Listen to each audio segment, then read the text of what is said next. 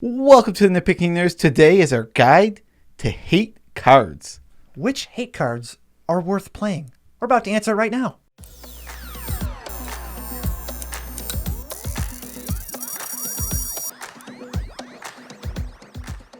I'm your host, Joe Cherries. I'm your host, Beansy, and that makes us the Nitpicking Nerds. We just hit 10,000 subscribers. Do you want to hop on the hype train before we cool off and become irrelevant? Go to the Discord, join the Patreon, and then you'll get cool Discord perks.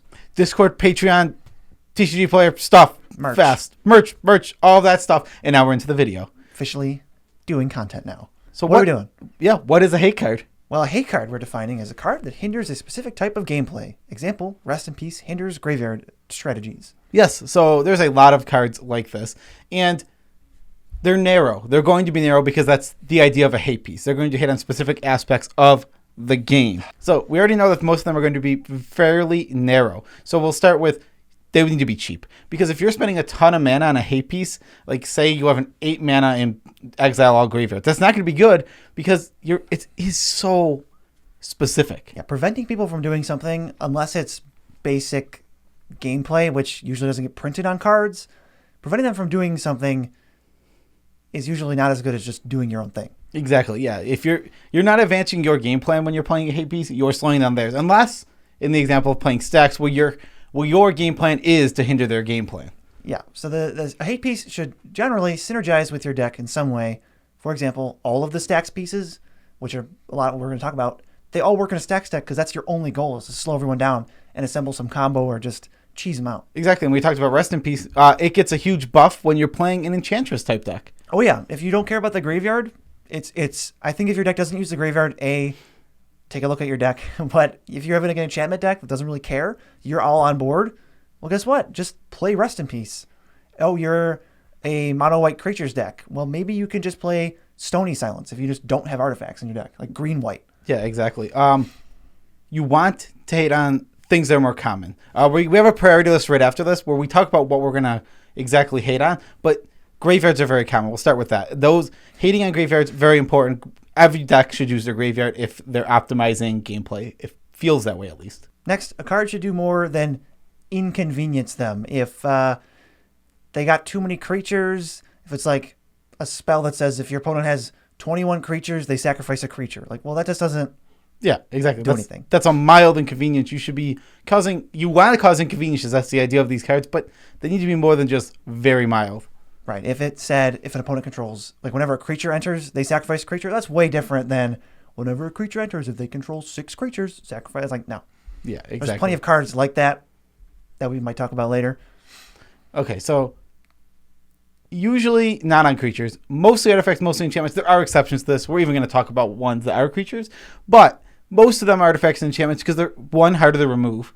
And actually, that's the main thing. I guess that is the main thing because it's going to come. There is literally one on here that we have that are the same exact card, except for one's a creature and one's not, and we will talk about that. Yes. So now the priority list. What are the things we most look to hating when we build an EDH deck? Well, the number one is graveyard. Every single deck, that is a very common mode of deck building, is every deck needs graveyard hate. Yeah, graveyard.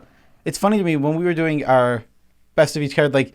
You mentioned in that video, this is the set that made graveyards more common to be used. Like, that's just always been a thing in my head. It's like, but in Magic, it was not always a thing to use your graveyard. Nope. And they've become such an integral part of Magic. Decks are picking cards out of their graveyard, casting cards from their graveyard, just doing everything with them. And especially in EDH, Eternal Witness is in like every green deck, and for good reasons, because you really want things like that. Yeah, graveyards are all over the place. Everyone's got them. If you're not using them, I think you're doing something wrong. So you're going to need graveyard hate. These are kind of in order where we prioritize them. Next is enters the battlefield or death triggers. Creatures that are not going to just attack you for lethal, like not giant, amazing things. Creatures that enter and do something annoying or leave and do something annoying. That's how most decks are just getting off the ground and rolling, getting ready to go. And there aren't a ton of ways to hit on death triggers. Mostly, there is a lot of ways to hit on ETBs. Not a lot, but there's more ways. Death triggers, there's like 1 or 2 cards, I think. But still, I'll add Rest in Peace hates on death triggers. That's true. Rest in Peace does hate on death triggers. I didn't even think about that. It hates on death triggers and graveyard. It replaces it dying. Yeah, that's sweet. I didn't even. I know that. I know that's a fact.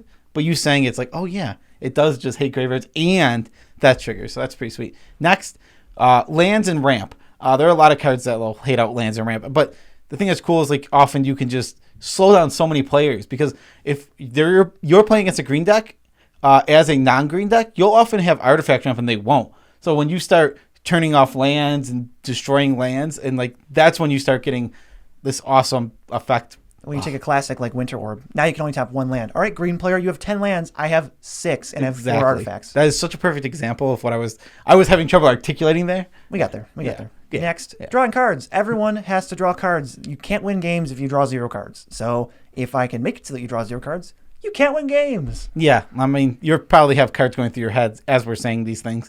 But yeah, if you don't know why stopping card draw is good, then just play Narset one game. Or keep watching this video, because we're going to go way more specific after we get to the broad stuff. Yeah. Speed. Cards that slow down what your opponents are doing. Things entering tapped. Maybe like creatures can't have haste. There's stuff like that. Well, Lightning McQueen once said, I am speed. So if you stop Lightning McQueen, you stop all their speed. Fair enough. Next, searching. Like searching the library for tutors, fetchlands. Search your library for a tutor and put it into your hand. Oh my God. Our friend literally just did that the other day. He used his mystical tutor to search for his demonic tutor to search for the card he wanted. Yeah, which is a creature. It was so good. Classic. Yeah, so stopping fetchlands is one that's really big to stop. When you get up higher. Yeah, I mean, fetchlands are still, even if anyone has a fetchland, they're putting it in their deck. So even if you're not in higher power level. If I don't have fetchlands, I'm playing budget fetchlands. I'm playing Rocky Tar Pit. I'm playing Evolving Wilds. I'm playing Mirrored Landscape, Corrosive Verge, Terramorphic Expanse, all that stuff. All right, we're getting into the lesser hating here. Now I start caring a little less. But Storm, spell slinging, stopping players from like casting a ton of spells, paying life and sacrificing things. This is another specific effect, but again, not that great. The worst one, attacking. Blazing Archon just came to my head. Creatures can't attack you. I literally don't care at all. That card is so bad. Yeah, exactly. Those cards are very troublesome to want to play because they just don't do enough. If you come up against a Spellslinger deck, you might have two Spellslinger decks and one attacking deck. Now all of a sudden, you have a card that pretty much does nothing. How many Commander decks have a win con that is dependent on attacking? I mean, not many. And even in the case, so like think of a Creator Behemoth. So it's like Ghostly Prison's out. Okay, they can't attack you. They kill the other two players, and they probably have the dominant board state from now. Right. When you stop someone from doing something to you, they build out this crazy board. Now you're at 1v1, and you just have this this arch holding up this whole building, and it's going to collapse as soon as they destroy it. Yeah, exactly. Okay, so our favorites. These are the ones we like playing. We have specifics. Yeah. Yes, we have them in a lot of decks. There's very few on here that we haven't tried, but we think we saw them and like, you know what, that card seems good. We should probably try that in a deck. Yes. Basically, if me and Joe had 10 decks each, we would play all these cards. Oh, yeah, for sure. So the first one, Rest in Peace. Again, hates death triggers, hates graveyards. This card's very, very good. If you're playing a deck that is low on graveyard synergies, this can just be awesome. Again, you put it in an Entrancers deck, you're going to be really happy. Well, Rest in Peace is like the best one because not only does it hate these things out, it retroactively works. All graveyards are gone. It has an immediate effect. If they kill it right away, doesn't matter. You got to Bajuka Bog everyone. Yeah, that's true. That's something that a lot of these ones don't do. And not only that, not only is it like retroactive, it also is from the point until it leaves. And then when it leaves from there, then cards can start entering the graveyard again. Yeah. Remorseful Cleric, we like this one because it has evasion. It comes down, you can play it at any point in the game, and then it can never get removed because it'll have the maximum effect every time, which is exile someone's graveyard. And we talked about how you want synergies. Remorseful Cleric, great in creature decks. And it's so recurable. Like in a deck like BZ's Carador deck, you just get this 2/1 flyer that is only 2 mana to recur, and now you can hit on multiple graveyards so easily. And it sacks itself. Yeah, or the same one over and over. You just keep hating on the same person. Bajuka Bog, I just said, I use Bajuka Bog as a verb. This is probably one of the most common played lands in the whole format. Yeah, I mean, this one's simple. It is a land slot that has a spell-like effect, and that's what makes it so awesome. Right, but it's a bad spell. Like, I'm never playing 1 black mana, sorcery, exile someone's graveyard. The card's awful. But on a land, it's totally fine. What about 1 black sorcery, draw a card, exile someone's graveyard? Yeah, we play that all the time. Soul Guide Lantern is the next one. One colorless gets a 1 card right away, and then you can either sack it to draw or sack it to nuke everyone else's graveyard. It just stays out. And it doesn't have to have no impact because it cycles as the worst case. And on top of that, Soulguide Lantern is not hating your graveyard. That's what's so cool about this one. And if you're playing a graveyard deck, this is the one you want. Not Relic of Progenitus. Exactly. You don't want Relic of Progenitus, which is totally a fine card. That card is also good. But Soulguide Lantern is so much better in the decks where your graveyard matters. Yeah, there's a lot of times I find there's one annoying thing I want to get rid of. Well, if that's the case, Soulguide Lantern just does it. Now you don't have to worry about graveyards. And then as soon as you do, you have another use. You get to exile all of them. I mean, even if there can even just be random cases where it's like you don't even necessarily want to get rid of something. There's a Seventh Reclamation in the graveyard. It's not going to do much, but hey, I have a Soulguide Lantern that I'm planning on cycling. Might as well get rid of it. Yeah, just a free roll. Yeah, exactly. Konaros, Hound of Atheros is one we have not tried yet. It's 3 mana for a 3/3 with Vigilance, Menace, and Lifelink. And creatures can't enter from graveyards, and players can't cast cards in graveyards. This card is really sweet. It's Grafdigger's Cage, right? That's except for not on libraries. Right. This card's really, really cool. I mean, one of the attacks really well. It's got evasion, especially early game.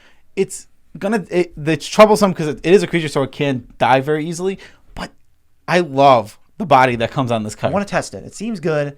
I have a Monarchy deck that's kind of like a good stuff. I think this might go in there. It's got evasion, so it can get the Monarchy if that's what you care about, like Queen Marchesa, and it's got some extra text on there. So maybe I'll try it. Yeah, and your Marchesa deck isn't like a huge working with your graveyard deck, so it might be great. Shh. Hushbringer's next. Oh, I was wondering what you were Stops ETBs and death triggers. Yeah, there's not a replacement for Hushbringer because Hushbringer is so unique.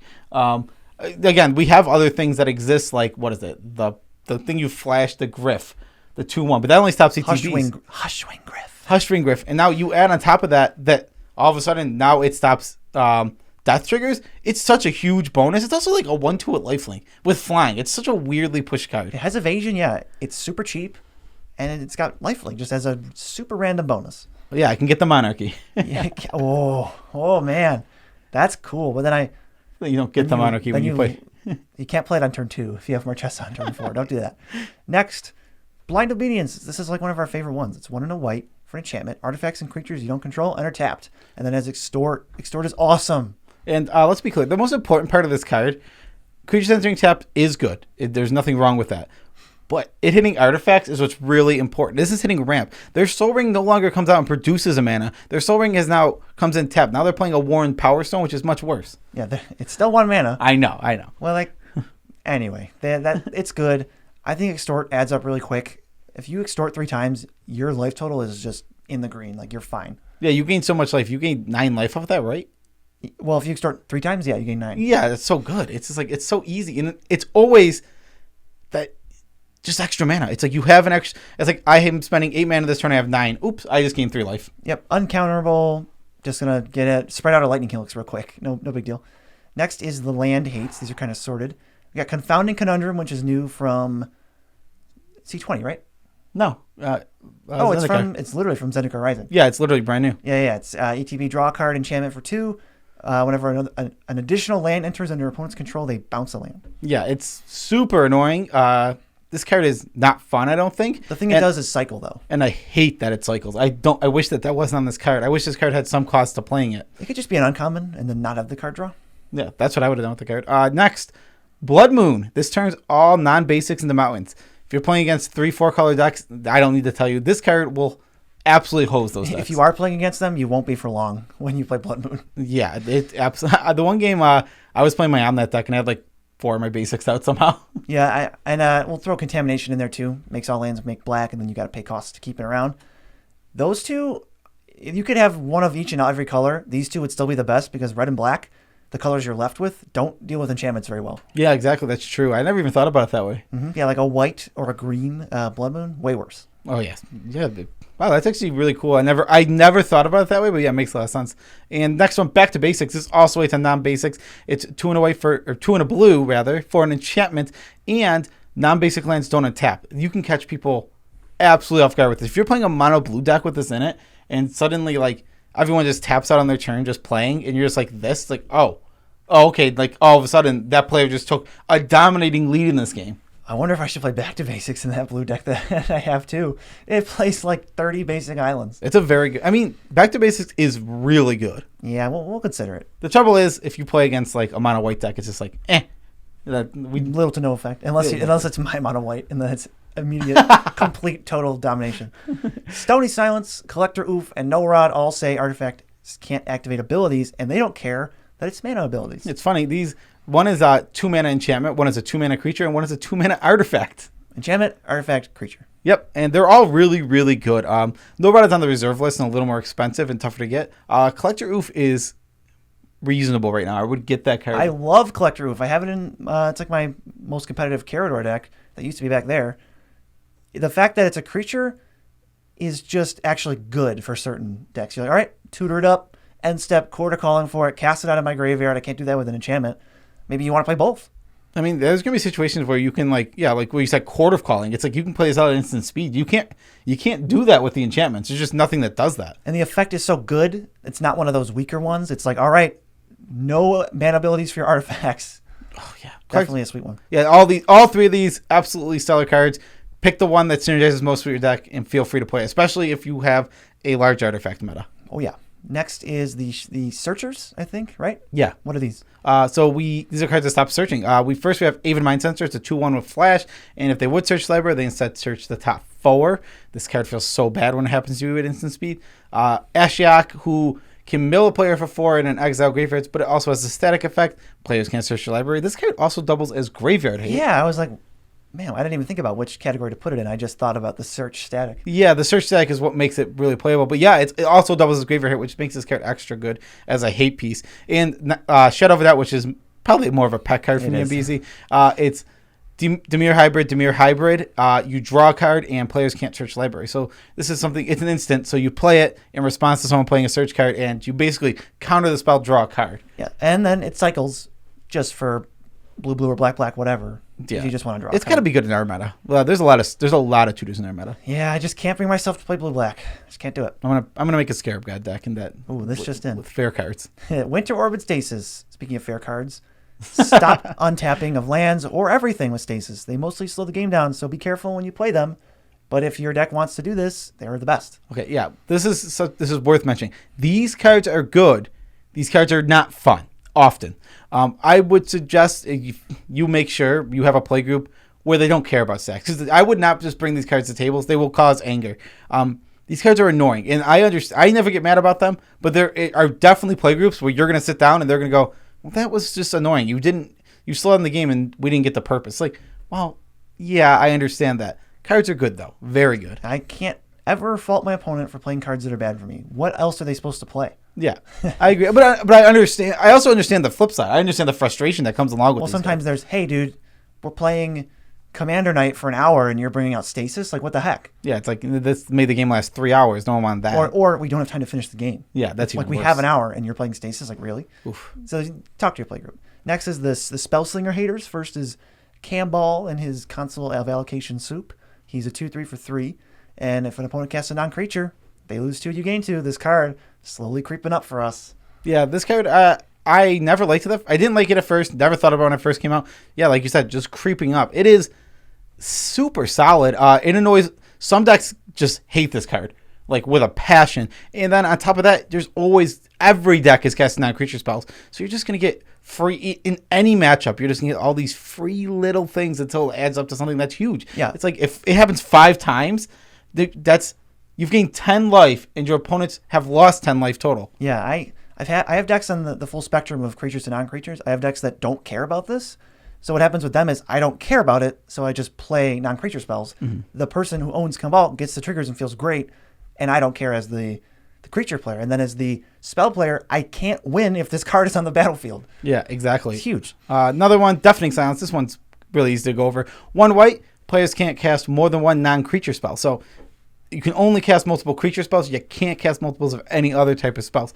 Card is phenomenal because it's 1 mana. Yeah, we'll just throw Atheros and Canonist there. It's the same thing, but for artifacts. Yeah, that card's perfectly reasonable too. Lozo Golem is a taxing type effect. It makes every non-artifact cost 1 more. I mean, same thing. Gonna hate on Spellslinger. If you're trying to play a lot of spells in one turn, double spell, triple spell, you're gonna be down to like maybe only single spelling because it's super annoying. If you haven't played against this card, it is more annoying than you think. I've only had it a couple times, and it's better than I thought it was. It always annoys me. Yeah, it's funny.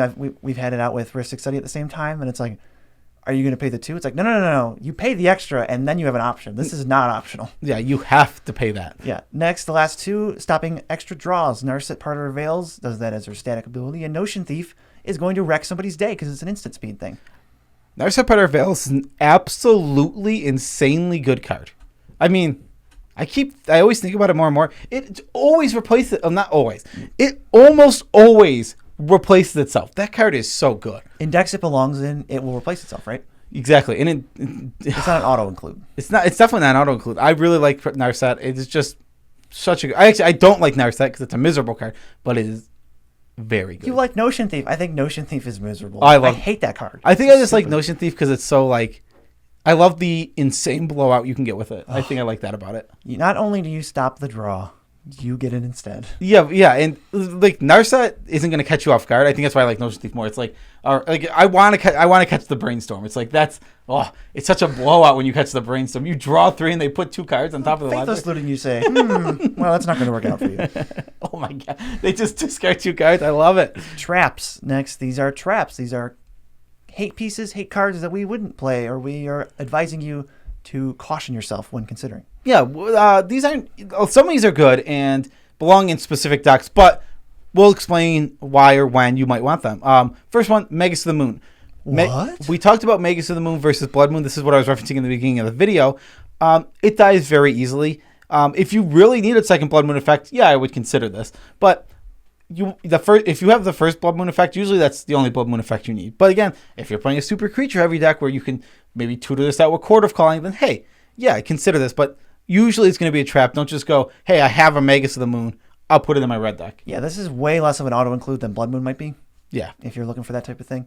Ghostly Prison, Propaganda, Windborne Muse, Baird Steward of Argive, Sphere of Safety. Every single one of these I hate. Archangel of Tithes. Yeah. Oh, creatures can't attack you unless they pay 1 or 2 or X. It's like, I have never once cared about these cards resolving or existing. They just don't do nearly enough for me to be worth the card. These are cards I think they don't belong in really specifically higher power level, like our meta type stuff. It's because there's so many combos, there's so many different things. I mean, combat damage isn't relevant where we play EDH. Which is higher level, not CDH. Yeah, exactly. So, and these cards can be, honestly, as you go down the power chain, these probably get okay, but I would caution against them usually because they are going to, on average, lower your deck's power because they can, quote unquote, buy time, but they're mono defense. They don't do anything for your actual, like, how are you going to win? Yeah, like Ghostly Prison, at least like Ghostly Prison and Propaganda, I can see getting a little bit like, oh, I draw when I cast in my Enchantress deck. It's like, okay, that's a little better, but still, I'd rather have other hate pieces. Yeah, and Windborne Muse I just think is awful. Yeah. It's extra mana. It's a stupid derpy creature. You don't really need to tutor it. Yeah. And the next 2, Leyline of the Void, Leyline of Sanctity. We just lumped Leyline of Sanctity, but Leyline of the Void sees a lot of play in the higher power stuff, and I think that trickles down a little bit when it shouldn't. Yeah. Oh, I think Leyline of the Void is really, really, really, really good in CEDH.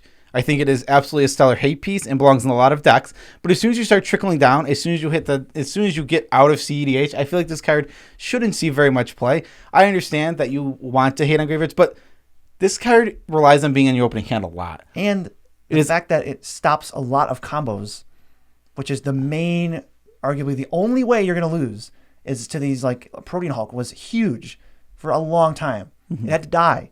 Doesn't die with Leyline of the Void, so you can even pay 4 mana and feel pretty safe against decks that can just attack you, which isn't less common, but they can just kill you anyway.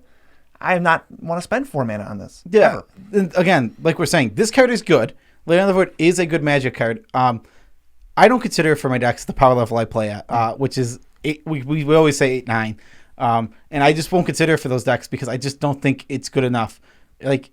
You want this in CDH, your opening hand is so much more important than in any other form of EDH. It could be the majority of cards you see for the whole game. It is, and that's crazy, and that's why cards like Leyline of the Void and cards like Dark Confidant are so good. It's like because what's another Sylvan Library.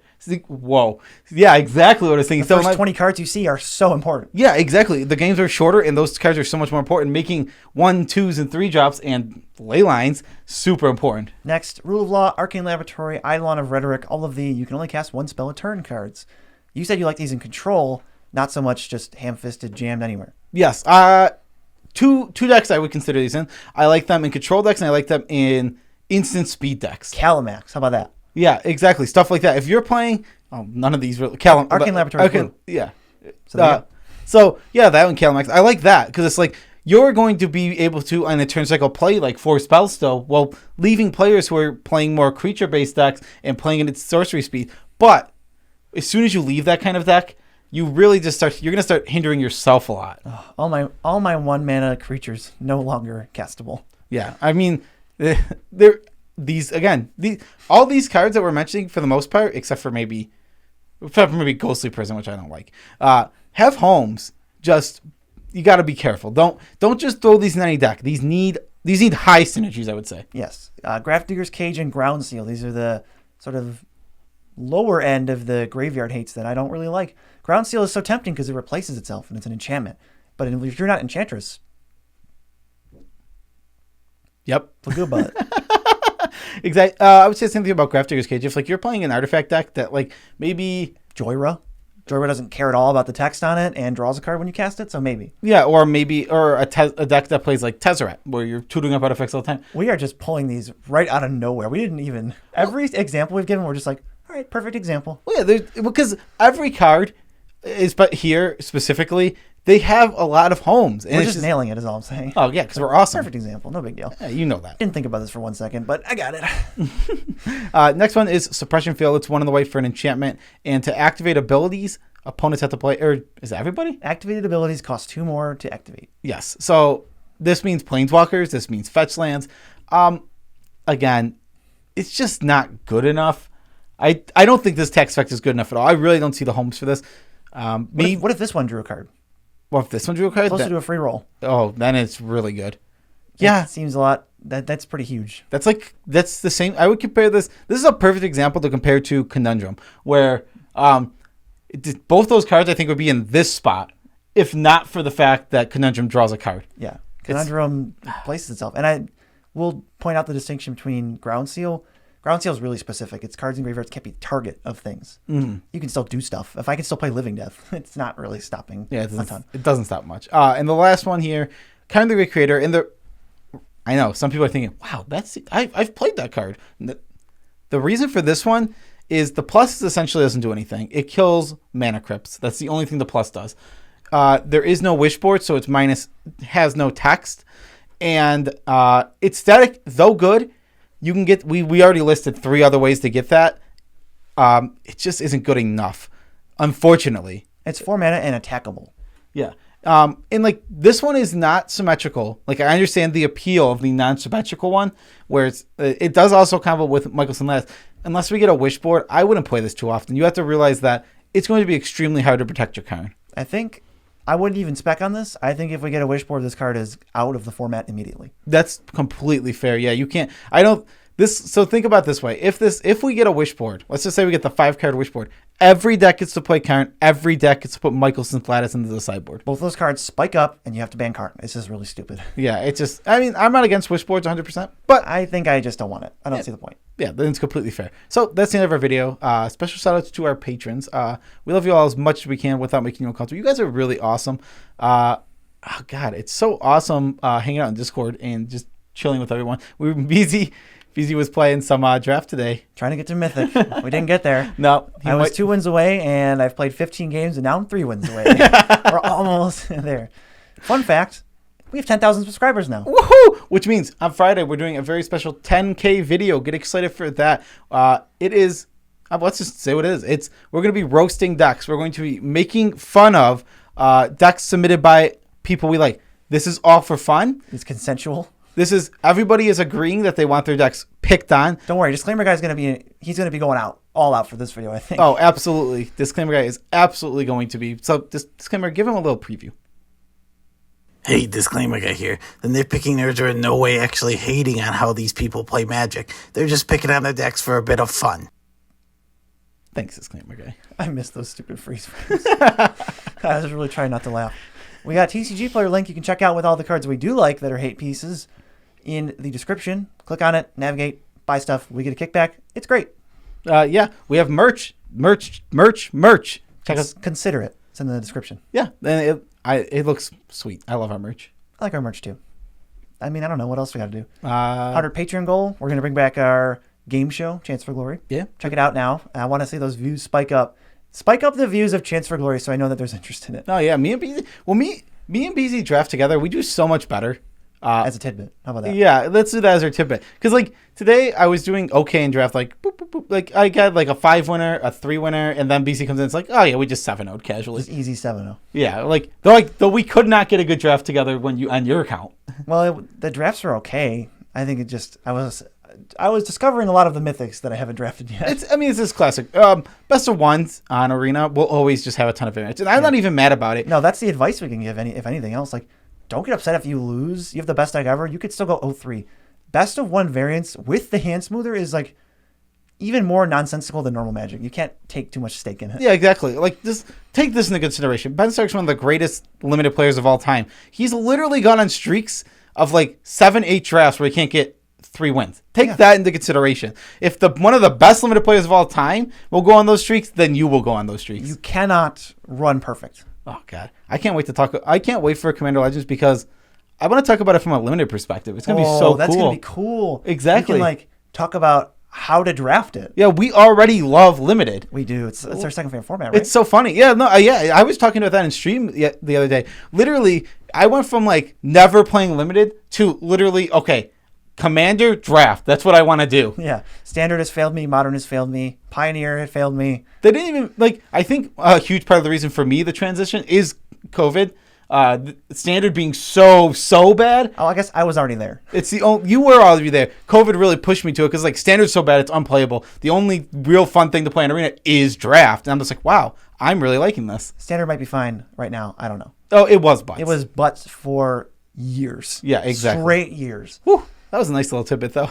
Yeah, we got fired up. Yeah, we like Magic. It turns out, so we have strong opinions about it. Peace out, Tribe Scout.